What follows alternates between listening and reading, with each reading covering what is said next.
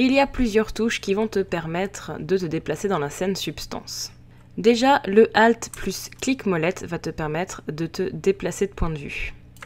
Le Alt clic droit va te permettre un zoom avant et arrière, mais c'est aussi le cas de la molette toute seule. Le Alt clic gauche, lui, va te permettre une rotation.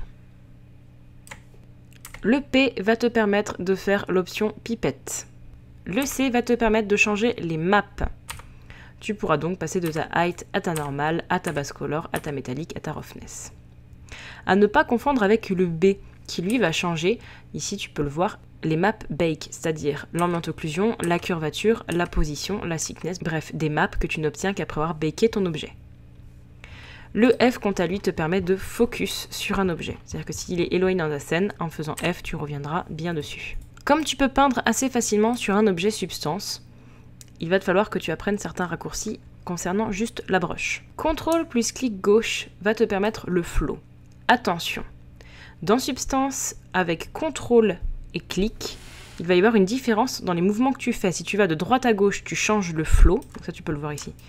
Mais si tu vas de haut en bas, tu vas changer la rotation de ton alpha. Donc, avec un même CTRL plus clic, donc là par exemple on parle que du gauche, haut en bas ça va être la rotation, droite à gauche ça va être le flow.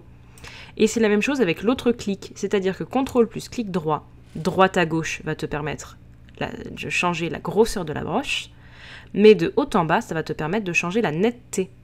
Dans les raccourcis utiles, il y a également Shift plus clic gauche qui va te permettre tout simplement de tracer un trait droit.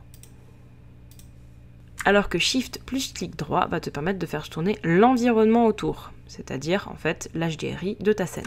Dans les options indispensables, il y a bien sûr ici le changement de vue en 2D ou en 3D qui est très pratique, par exemple si j'avais voulu dessiner uniquement sur une partie des UV de mon objet.